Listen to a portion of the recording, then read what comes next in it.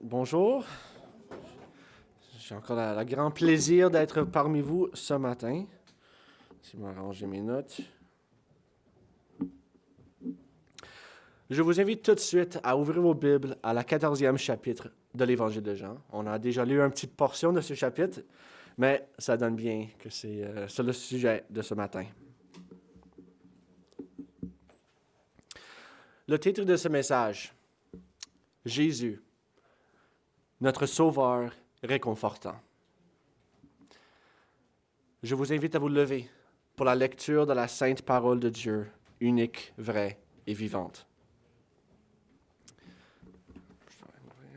Jean 14, versets 1 à 6. Que votre cœur ne se trouble pas. Croyez en Dieu. Croyez aussi en moi. Il y a beaucoup de demeures dans la maison de mon Père. Sinon, je vous l'aurais dit, car je vais vous préparer une place. Donc, si je m'en vais à vous préparer une place, je reviendrai et je vous prendrai avec moi, afin que là où je suis, vous y soyez aussi. Et où je vais, vous en savez le chemin. Thomas lui dit, Seigneur, nous ne savons où tu vas. Comment en saurions-nous le chemin? Et Jésus lui dit, moi, je suis le chemin, la vérité et la vie. Nul ne vient au Père que par moi. Prions. Seigneur Jésus, par ces paroles, tu as offert à ton peuple un réconfort et des conseils. Je prie pour que ceux qui entendent ces mots soient réconfortés par eux, pour qu'ils sachent quel point ont un puissant sauveur, un sauveur puissant, que toi seul suffis à les sauver de leurs péchés, et qu'il n'y a point d'autre moyen pour être délivré du jugement de Dieu. Réconforte ton peuple par ta parole. Amen. Vous pouvez vous asseoir.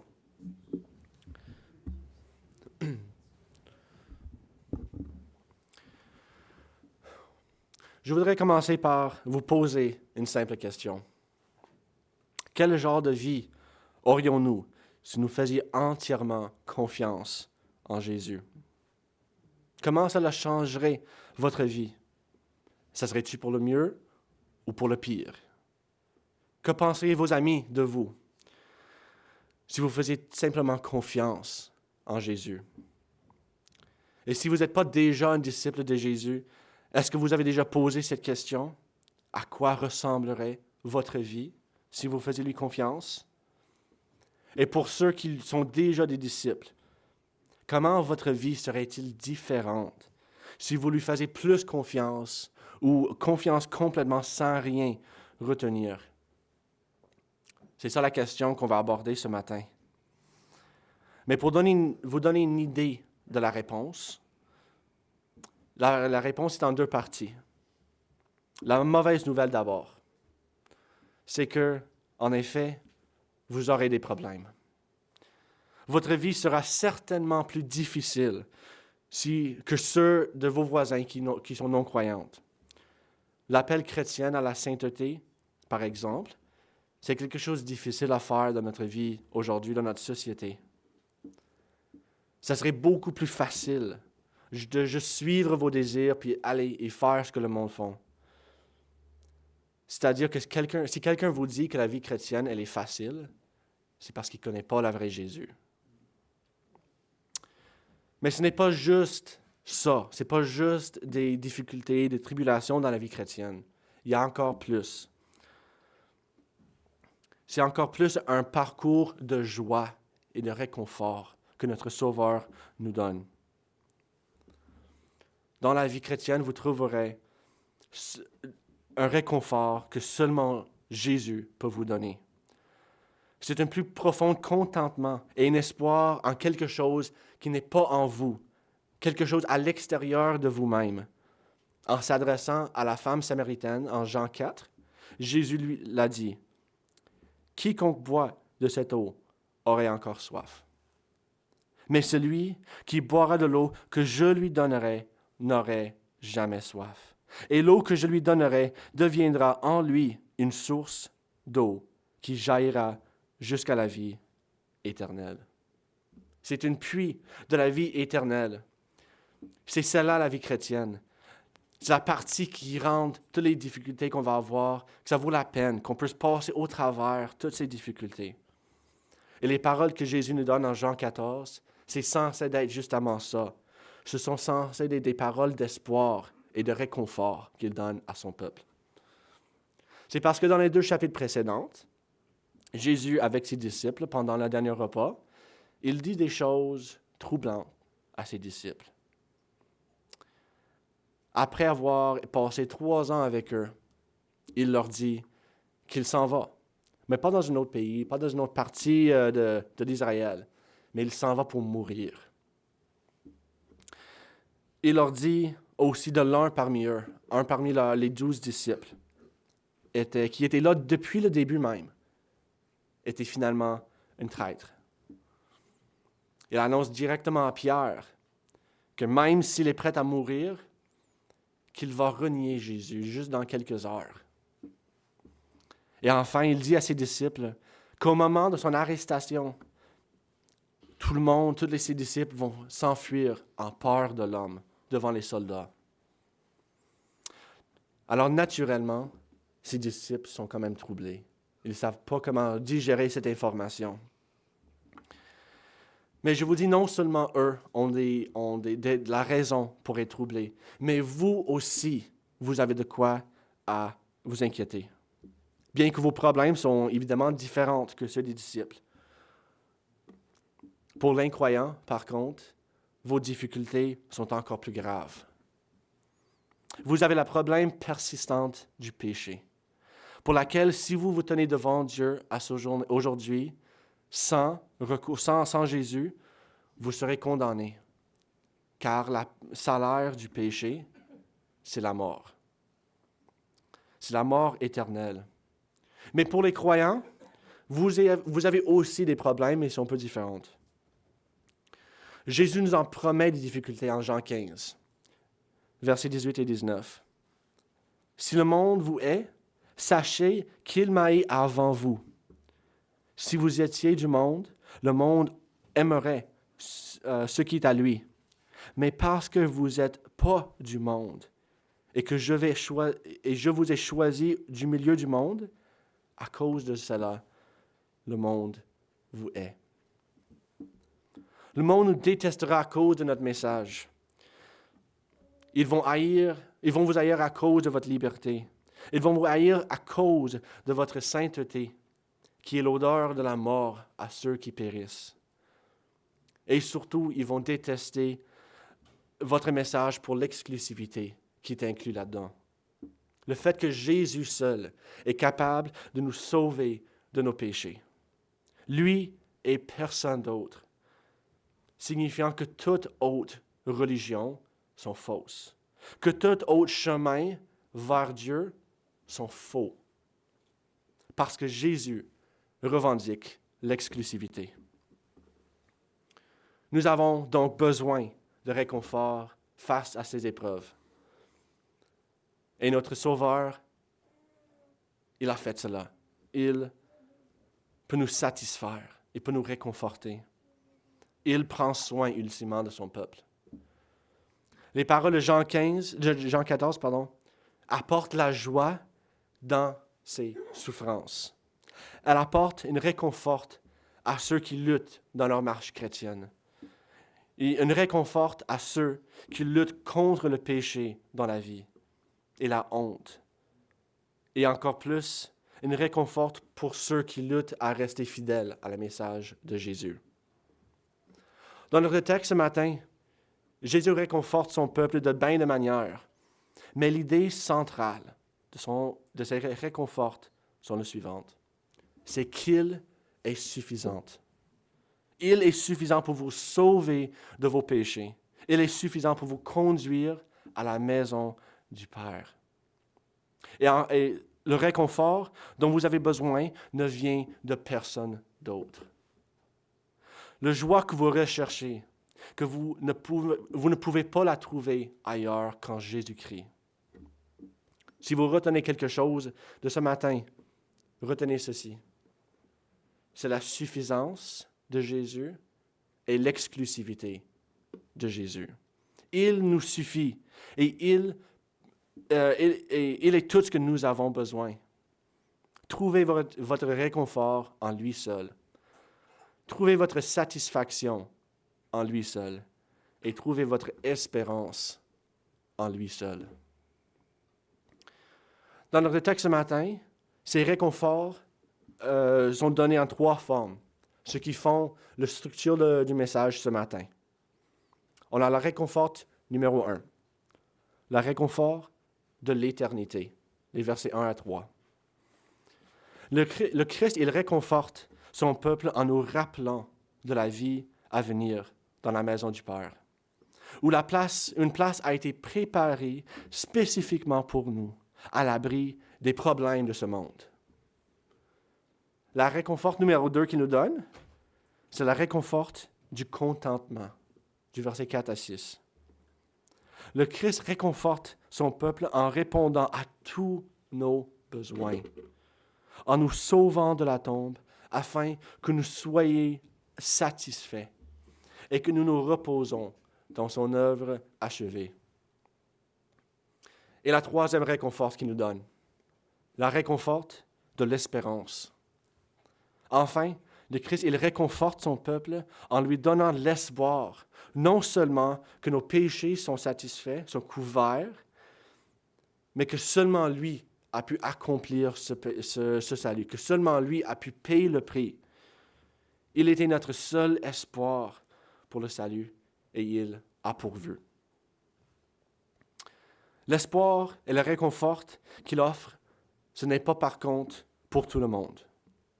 Ils ne sont que destinés à la peuple de Dieu, à son peuple qui sont à lui. Même si le monde peut bénéficier d'une manière périphérique de son message ou la message chrétienne en gros, il faut faire une distinction claire et importante entre les croyantes et les non-croyantes. Les croyantes seules peuvent se reposer dans le réconfort de leur Seigneur, Sauveur. Mais les non-croyants, tout ce que je peux vous faire, c'est de présenter Jésus devant vous, ainsi que toutes ses bénédictions et tout le réconfort qu'il offre. Cherchez le Christ, je vous dis, pendant qu'il peut être trouvé. Recherchez l'espérance que Christ seul offre, avant que c'est trop tard.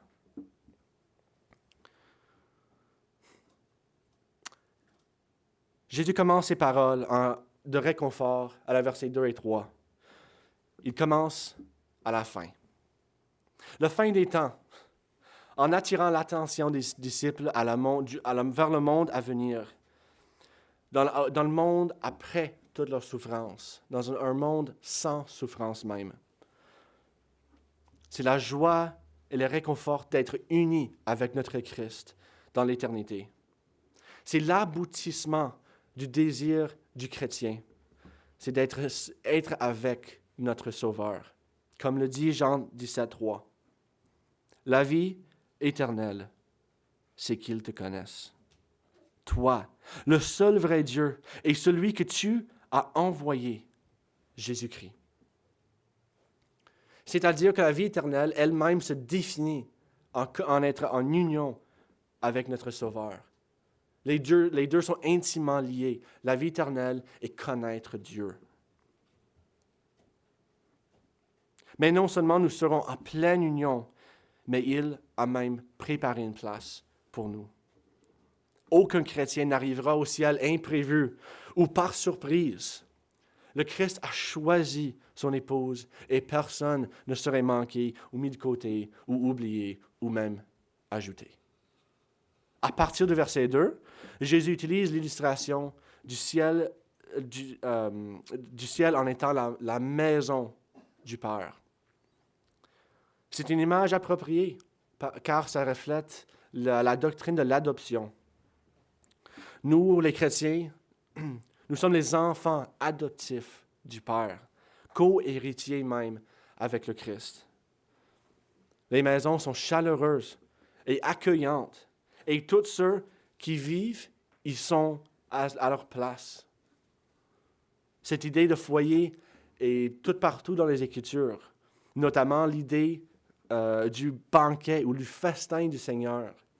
L'apôtre Jean, en parlant des noces finales, il écrit en Apocalypse 19, « Réjouissons-nous, soyons dans l'allégresse et donnons-lui gloire, car les noces de l'agneau sont venues.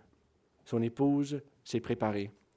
Et il lui a donné de se revêtir d'un fin lin, éclatant pur, car le fin lin, ce sont les œuvres justes des saints. » L'ange me dit, « Écris, heureux ceux qui sont appelés au festin des noces de l'agneau. » Puis il me dit, « Ces paroles sont les véritables paroles de Dieu. » C'est le grand festin à la fin des temps, avec une place, comme Jésus le dit, qui est préparée spécifiquement pour vous. C'est une place réservée à nous et à personne d'autre, individuellement et spécifiquement. Ce siège, elle est sécurisée. Vous ne pouvez pas la perdre. Il n'y a personne d'autre qui va prendre votre place à vous, à cette table. C'est une promesse qu'il donne à son peuple. Il ne va pas préparer seulement un siège, mais il va aussi nous recevoir. Il va nous accueillir avec lui. On va être reçus, en quelque sorte, chez lui. Ce n'est pas une possibilité et ce n'est pas une hypothèse, mais une assurance. Cela devrait nous donner une profonde réconfort et assurance dans notre salut. C'est la grâce seule dans le salut qu'il nous a donné. Il n'y a personne qui peut prendre cette place de nous. Par la puissance même du Christ, ce siège est garanti. Et si tu as été sauvé par son sang, une place t'attend à la table du Seigneur. Ni la mort, ni aucune force ne peut nous séparer du Christ parce que nous avons place à sa table. Reposons-nous sur ce fait-là. Mais non seulement on peut avoir l'assurance d'avoir une place à sa table, mais aussi notre présence, elle est souhaitée par notre Seigneur. Jésus, dans sa prière sacerdotale en Jean 17, il dit, verset 24, « Père, je veux que là où je suis, ceux que tu m'as donnés soient avec moi aussi, afin qu'ils voient ma gloire, la gloire que tu m'as donnée, parce que tu m'as aimé avant la fondation du monde. » Autrement dit, le Christ a prié que son peuple soit avec lui, qu'on soit réunis. Il s'en va pour nous préparer une place parce qu'il veut que nous soyons avec lui. L'Église est l'épouse de Christ qu'il a rachetée par sa propre vie, par sa propre sang. Et cette union entre Christ et l'Église, nous et Jésus, elle ne durera pas que pour un temps. Elle va durer pour l'éternité. Elle durera jusqu'à la fin des temps et encore un petit peu plus.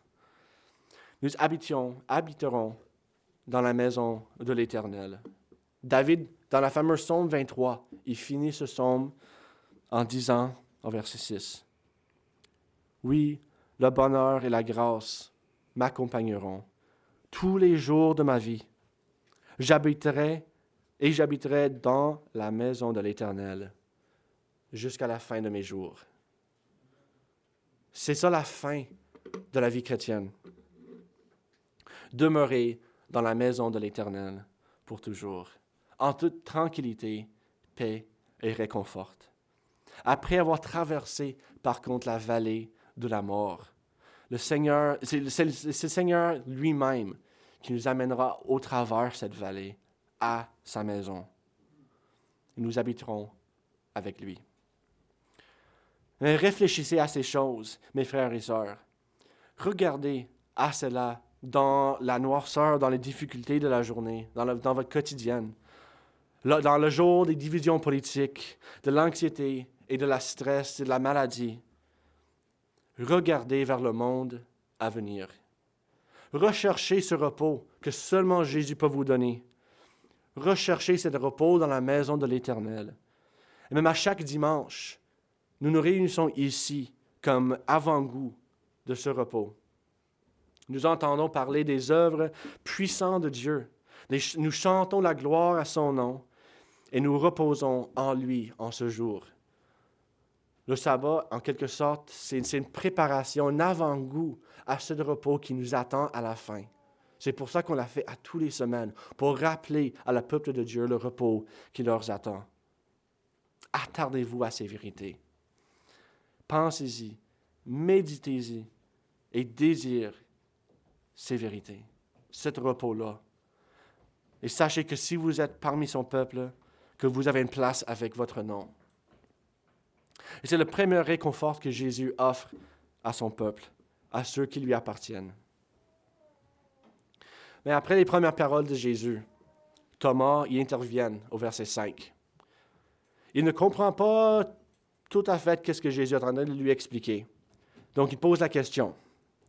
Seigneur, nous ne savons où tu vas. Comment pouvons-nous en savoir le chemin?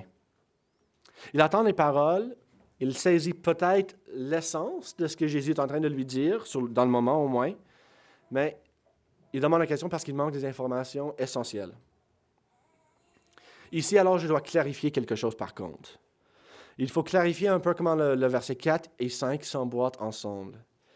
Car, dépendant de votre traduction, j'en ai fait checker plusieurs, puis ça me semble qu'il y a une difficulté avec la traduction.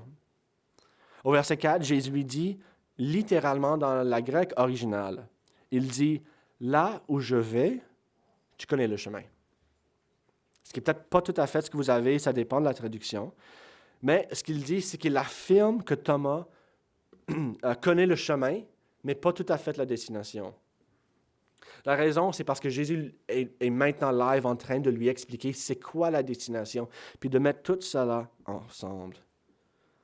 Certaines traductions, à cause des raisons linguistiques, ce n'est pas tout à fait clair comment ces deux versets fonctionnent ensemble.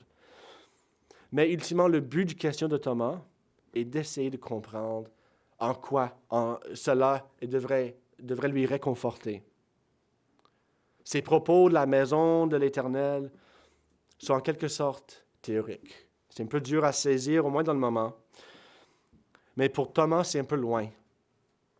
Alors, il veut savoir comment y arriver, comment avoir ces réconforts aujourd'hui. Et comment il peut être délivré de ces troubles, comme Jésus lui dit en verset 1. Et Jésus, en reconnaissant les faiblesses de Thomas ainsi que les autres disciples, il explique en détail, clairement, c'est quoi la destination, la maison, et comment y rendre. C'est la réponse du verset 6 qui cherche à calmer les troubles de Thomas, de ses ennuis. Jésus veut en sorte que Thomas se contente en lui, qu'il soit satisfait en Jésus seul. Ce qui nous mène à la deuxième réconfort que Jésus donne à son peuple.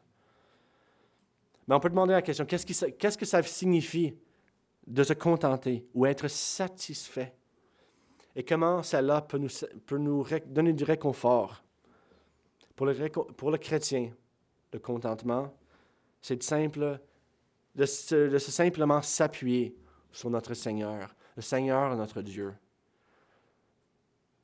C'est de se reposer dans l'œuvre de Christ, son œuvre achevée, et non pas les nôtres.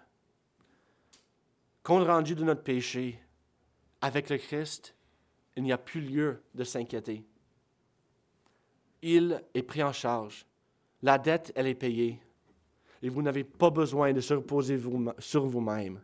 Vous n'avez que de reposer sur Jésus. Le Christ est notre véritable satisfaction. Il nous a réconciliés avec le Père. Il nous a montré la vérité de Dieu et il nous rend vivantes avec lui. Il est notre réconfort et notre force. Et c'est exactement ce qu'il dit à Thomas. Et c'est exactement ce que vous avez besoin d'entendre aujourd'hui. Jésus lui dit à Thomas qu'il connaît le chemin. Et Jésus dit encore plus, je suis le chemin. Tu me connais et je te connais. Jésus est à la fois le chemin et la destination. Il est le chemin vers la réconciliation et du salut. Nous sommes troublés par notre péché et condamnés à mort, à juste titre à cause de ce péché. Mais le Christ, il est le moyen de sortir de notre situation. Il est le chemin vers le Père, comme dit Hébreux 9, 12. Et il est entré une fois pour toutes dans les lieux célestes, dans les lieux très saints. Non avec le sang de boucles et des veaux, mais avec son propre sang, ayant obtenu une rédemption éternelle. Son sang est la voie de la rédemption. Il s'agit d'une salut complète, entièreté satisfait, éternelle, auquel il manque rien. Il est satisfait, il est suffisant en soi-même. Le Christ, est le chemin étroit. Rares sont ceux qui le trouvent, mais c'est le chemin qui mène à la vie éternelle. Le réconfort et la joie de la vie chrétienne viennent du fait qu'on suive ce chemin. Nous devons prendre notre croix et de le suivre, notre Seigneur, n'importe où il nous conduit. Il est notre guide. Il œuvre en nous. Nous ne serons pas égarés de ce chemin, mais ce chemin, elle amènera à sa destination. Il suffit que de le suivre. Nous suivons ce chemin, par contre, en obéissant à ses commandements et à sa parole. Même si c'est difficile ou c'est facile, nous devons le suivre, lui et sa parole. Sa grâce, elle nous soutient dans sa marche. Elle nous affermit et nous relève quand nous tombons et quand nous sommes faibles. Sa grâce est suffisante pour nous. Suivre Jésus, c'est dire non quand le monde dit oui. Cela signifie de renoncer à nous-mêmes, de renoncer à nos propres désirs et à suivre la parole de Dieu et les voies établies par notre Seigneur.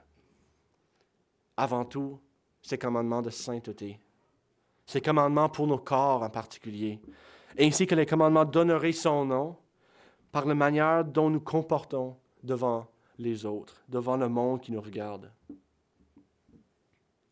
Mais non seulement Jésus est le chemin vers le Père, mais il ajoute aussi qu'il est la vérité.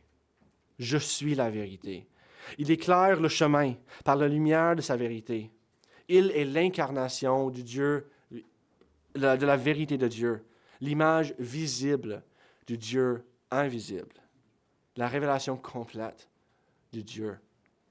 Dieu ne nous parle plus au travers des prophètes, au travers des intermédiaires ou autres, car nous avons la révélation complète dans le Fils. Le Christ est la vérité, la véritable Dieu incarné par laquelle il parle à son peuple. Comme le dit Jean 1,4. En elle était la vie, et la vie était la lumière des hommes. Il est la vie et la lumière. Nous avons besoin de cette lumière pour marcher sur le chemin dont Dieu a tracé pour nous. C'est comme se promener dans la parc pendant la nuit. Vous savez qu'il y a un chemin devant vous, mais sans les lumières, tu vas tomber tout partout, puis tu ne vas pas être en mesure de suivre le chemin, comme illustration. Et Jésus est cette lumière sur le chemin. Il éclaire sa lumière dans les ténèbres de nos péchés, en mettre à nu nos faiblesses et nos péchés. C'est parce que c'est à cause de ce péché qu'on s'est éloigné de Dieu, qu'on a besoin d'avoir un chemin pour retourner à lui. C'est la parole de Dieu qui nous montre toutes nos faiblesses. Elle montre encore plus les mensonges que nous croyons. Elle nous montre l'ignorance qui sont toujours dans nous concernant les choses de Dieu. C'est parce qu'initialement, c'est par un mensonge que le péché est entré dans le monde, n'est-ce pas? C'est le serpent du jardin qui a trompé Ève. Il lui a menti et elle l'a cru. Et depuis, nous sommes imprégnés par le péché et les mensonges. Mais le Christ est venu à notre secours pour nous réconforter dans la lumière de sa vérité. Mais nous, le devoir que nous avons, c'est de connaître cette vérité, de combattre les mensonges de l'ennemi. C'est le père du mensonge qui cherche à nous détourner. Le monde qui nous bombarde constamment avec des faussetés ou des demi-vérités ou des vérités twistées. La liste, elle est longue. Pensons simplement aux mensonges de notre identité qui sont tous partout dans la politique. Les mensonges concernant la sexualité et les genres qui sont tous partout. Ils vont dire que les hommes et les femmes n'existent pas. Ils vont dire que c'est toute une construction. Même qu'un homme peut devenir une femme. Mais la vérité de Dieu, elle est claire. Dans Genèse, chapitre 1, verset 27. Dieu dit, Dieu créa l'homme à son image, et il créa l'homme, et il créa à l'image de Dieu. Il créa l'homme et la femme. Il nous a créés, hommes et femmes, comme des êtres distincts, égales mais distinctes et différentes. Et nous ne pouvons pas changer de place. Ce sont les mensonges de l'ennemi destinés à tromper ceux qui ne connaissent pas la vérité de Dieu. Connaissant la vérité de Christ pour démolir les mensonges de l'ennemi qui nous entourent, qui sont tous partout, les mensonges incessants. Connaissez sa vérité et vous connaîtrez davantage le Seigneur, car il est la vérité. Enfin, il dit, « Je suis la vie ». C'est la dernière pièce de l'image, la dernière pièce du puzzle, la dernière étape pour assurer notre salut. Il a ouvert le chemin vers la réconciliation et il éclaire ce chemin par sa vérité. Et ensuite, il nous donne la vie nouvelle pour être en mesure de la marcher, de la traverser. C'est la vie nouvelle de la régénération. Il a vaincu le péché et notre mort, comme Paul le dit en Éphésiens 2. Mais Dieu, qui est riche en miséricorde à cause du grand amour dont il nous a aimés. Nous qui étions morts par ses offenses, nous a rendus vivantes avec Christ. C'est par grâce que vous êtes sauvés. Vivantes avec le Christ. Notre péché nous a tués, mais par le Christ, nous avons maintenant une vie éternelle qui arrêtera jamais. C'est une vie avec lui, dans la maison du Père. Une vie enracinée dans la foi et la vérité de notre Sauveur. Écoute les paroles de Jésus en Jean 5. En vérité, je vous le dis. Celui qui écoute mes paroles et qui croit en celui qui m'a envoyé a la vie éternelle. Et il ne vient point en jugement, mais il est passé de la mort à la vie.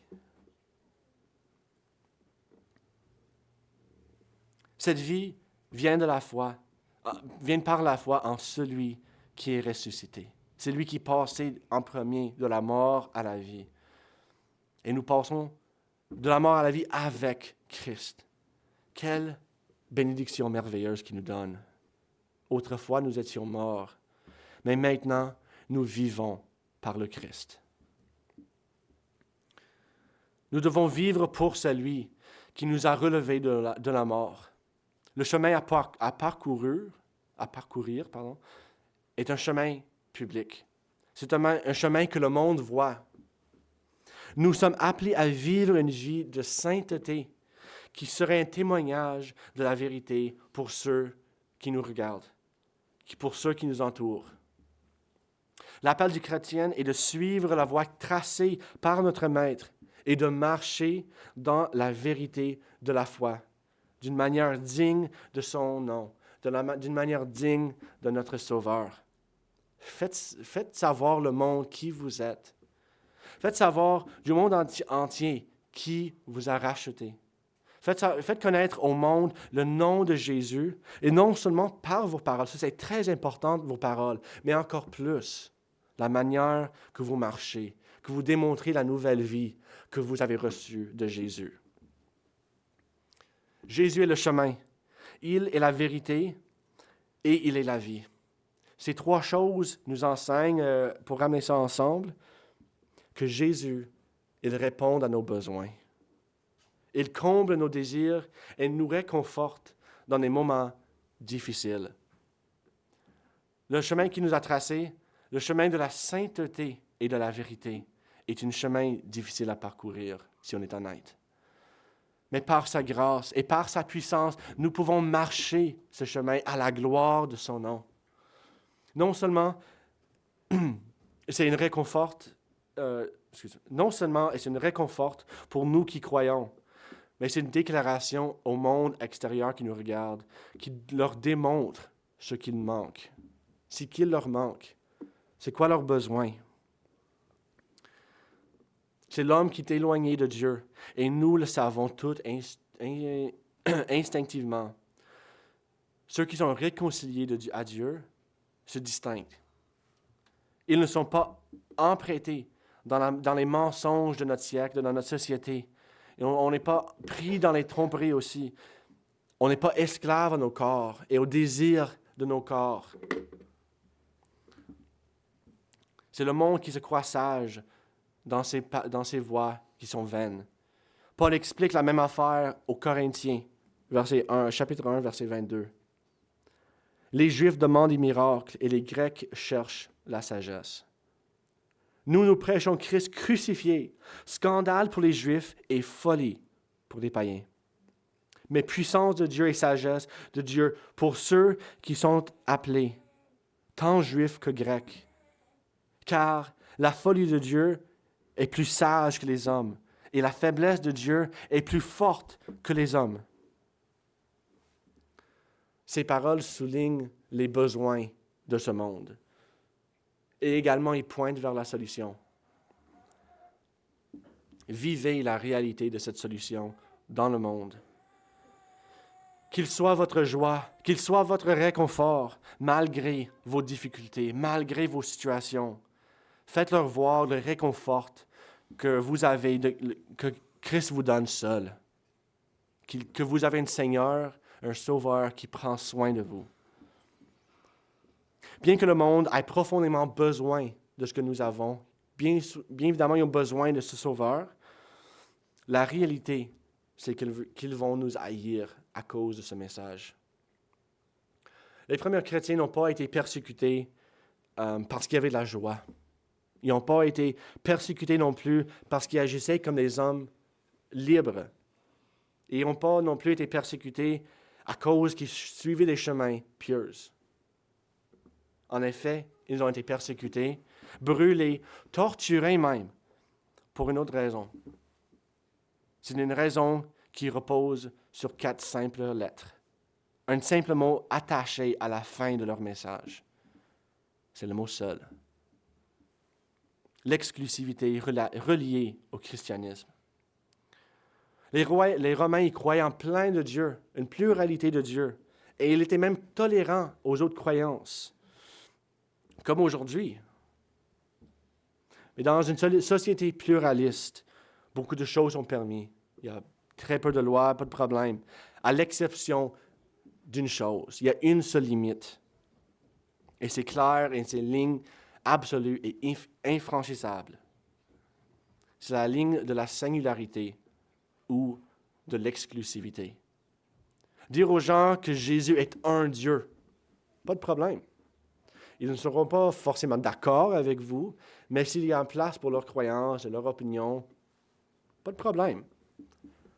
Par contre, les affirmations de Jésus sont claires. Il ne prétend pas être un Dieu parmi d'autres. Il prétend être le seul Dieu. Il dit qu'il n'y en a pas d'autre. Son chemin est le seul chemin. Jésus est le seul chemin vers le Père. Jésus est le seul chemin vers le pardon des péchés. Jésus seul est le chemin, la vérité et la vie. Ces 4 lettres font toute la différence entre la vie et la mort dépendante. Et c'est d'abord tranchant de notre foi, l'exclusivité du Christ, qu'il affirme clairement et sans ambiguïté à la fin du verset 6. « Nul ne vient au Père que par moi. » Nul ne vient, sauf par lui. Il est la seule option et il n'y en a pas d'autre. Toutes les autres moyennes sont faux. Bien qu'il ait bien qu'il a dit la même idée en d'autres termes, ailleurs dans les évangiles, là c'est clair. C'est un moment de clarté dans son ministère. Il la déclare pour que tout le monde puisse l'entendre et tout le monde puisse le voir également. Et c'est à cause de ça que le monde déteste ce message. Ce message peut être choquant pour plusieurs et difficile à avaler, mais il réconforte ceux qui le suivent. Il ne se contente pas de simplement nous livrer ce message et de nous laisser débrouiller avec. Mais il y a un réconfort dans ce message. C'est la 3e qu'il nous donne parce qu'il est avec nous. C'est la réconfort de l'espérance. Et nous trouvons un réconfort dans le fait que Jésus a estimé qu'il y avait un seul type de paiement nécessaire pour nous sauver. Et il l'a payé. Nous avons l'espoir qu'il est le seul qui a le pouvoir de payer ce paiement. Beaucoup d'autres voix prétendent à résoudre ce problème du péché, mais ce sont ultimement des mensonges. Le Christ est à la fois suffisant pour le salut et le moyen exclusif de l'atteindre. Espérer en lui, reposer en lui et son exclusivité pour le salut. Parce qu'au dernier jour, tous les hommes seront confrontés avec le Père, avec le Dieu Tout-Puissant. L'Épître aux Hébreux dit au chapitre 9, « Et comme il est réservé aux hommes de mourir une seule fois, après quoi vient le jugement. » Après la mort, nous nous retrouverons tous face au Dieu Tout-Puissant. Tout le monde doit se tenir devant lui. C'est le jugement imminent auquel nous devons faire face. De nombreuses personnes vont lui faire face, par contre, comme juges. Ceux qui restent dans la rébellion, dans leur péché, contre ce Dieu-là, vont se retrouver dans la balance. Leur péché pesant sur eux, sans qu'ils aient des moyens à payer la dette, sans qu'ils aient un moyen pour payer pour leur péché. Ils vont crier pour la miséricorde en ce jour-là, puis ils ne vont pas la recevoir. Ils seront jetés dans l'étang de feu pour l'éternité à cause de ces péchés. Et cela, ce serait leur juste châtiment. Par contre, d'autres vont être présentés devant le Père face à face, mais ils ne seront pas seuls. Ils seront avec le grand avocat.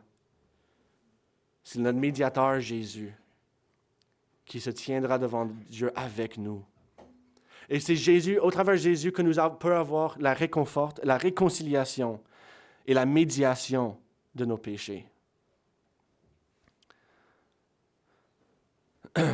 Pour que nous puissions non seulement échapper du jugement de Dieu, mais aussi marcher avec confiance devant lui. En ne pas nous glorifiant dans nos propres forces, mais ultimement se glorifiant en Jésus qui nous a sauvés, qui nous a médiés entre nous et le Père, et nous a rachetés de la mort et nous a sauvés de nos péchés. C'est ça notre espoir. Parce que pour l'instant, c'est effectivement un espoir. Une espérance de la consommation de la vie éternelle. L'espoir d'une délivrance complète de la présence du péché. L'espoir de se tenir devant Dieu, justifié à ses yeux, dès aujourd'hui jusqu'à jamais. Et c'est ça le réconfort que nous avons aujourd'hui. L'espérance en l'œuvre achevée de notre Christ, de notre Sauveur. Parce que tous les autres chemins qui nous sont proposés mènent à la mort. De nombreux chemins nous sont présentés et de nombreuses personnes sont tentées, essayent de nous faire perdre cet espoir en notre Christ, en nous essayant de nous détourner de ce chemin. Mais tous les autres chemins qui sont présentés, que le monde va essayer de nous convaincre qu'ils sont la bonne choix, sont faux. L'islam, le bouddhisme, le mormonisme et le New Age et toutes ces affaires mélangées et d'autres, toute religion, philosophie qui essayent de régler le problème du péché, mais enlèvent Jésus de l'équation, sont faux. Ce sont des fausses prophètes qui mènent à la mort. Ils sont pleins de mensonges et de tromperies. Toutes les déclarations autres que celles que Jésus sont fausses. Le monde essayera de nous remplir de toutes sortes de mensonges. Tous les autres chemins vers la vie, à l'exception du Christ, sont des autoroutes vers la mort. Aucune thérapie spéciale, aucune séance de conseil, aucune médicale, légale ou illégale, ne peut vous libérer de la culpabilité de vos péchés. Aucune bonne action non plus est possible. Aucun sacrifice ou rituel ne peut vous donner une nouvelle vie. Parce que Jésus est assez pour vous. Le chemin de la croix, elle est claire. Et c'est même simple. Jésus est le seul moyen d'obtenir le pardon des péchés. Jésus est la seule révélation de la vérité de Dieu. Jésus est le seul chemin vers la vie éternelle. Il est tout ce que nous avons. Accrochons-nous à lui. Jean 3, 36. Celui qui croit au Fils a la vie éternelle. Celui qui ne croit pas au Fils ne verra point la vie, mais la colère de Dieu demeure sur lui. Il est tout ce que nous avons. Repose sur lui, cher chrétien. Il te réconfortera et te protégera. Quand le monde te poursuit pour le message de la croix, quand il t'insulte, te persécute ou même te cherche à faire périr, quand la marche terrestre semble sans espoir, quand elle est difficile, regarde à Christ.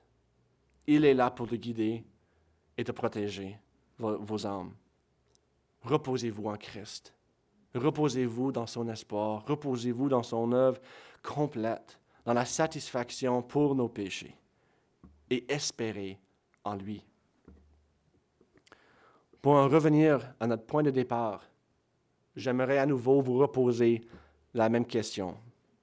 Quel genre de vie auriez-vous si vous faisiez confiance en Jésus? Et là, je ne peux pas trouver une meilleure réponse que celle donnée par Richard Phillips dans un commentaire. Il dit, la réponse est que, puisqu'il est le chemin, il nous conduira au Père et nous gagnerons une vie d'amour en tant que chers enfants. Comme Jésus est la vérité, il nous renseignera la sagesse du salut afin que nos vies soient libérées des ténèbres de l'ignorance de la folie. Comme il est la vie, il nous permettra d'entrer dans les parvis du ciel et nous connaîtrons une vie de plus en plus grande à mesure que nous nous rapprochons de lui. En dehors de Jésus, le monde offre beaucoup de choses, mais elles sont tous impies, ténébreuses ou mortelles. Je suis le chemin de la vérité et la vie, dit Jésus. Il se présente à nous, n'exigeant aucune réalisation, n'attendant pas que nous nous améliorons, mais nous appelons simplement à le recevoir par la foi. Est prête à nous donner par grâce tout ce qu'il nous a donné. et tout ce qu'il est, nous ne recevrons jamais une meilleure offre et nous n'aurons jamais un meilleur moment pour recevoir Jésus que maintenant. Il est assez. Il est assez pour vous. Espérez en lui seul. Prions. Seigneur Jésus, là où nous sommes faibles, tu es fort. Quand nous trébuchons, tu nous relèves. Aide-nous à suivre le chemin qui nous est tracé. Aide-nous à connaître ta vérité. Et aide-nous à suivre une vie digne de ton nom. Car tu es un sauveur puissant, capable de sauver n'importe qui. Aide-nous à mettre notre espoir en toi seul, afin que nous puissions trouver le réconfort dans tes bras ouverts. Amen.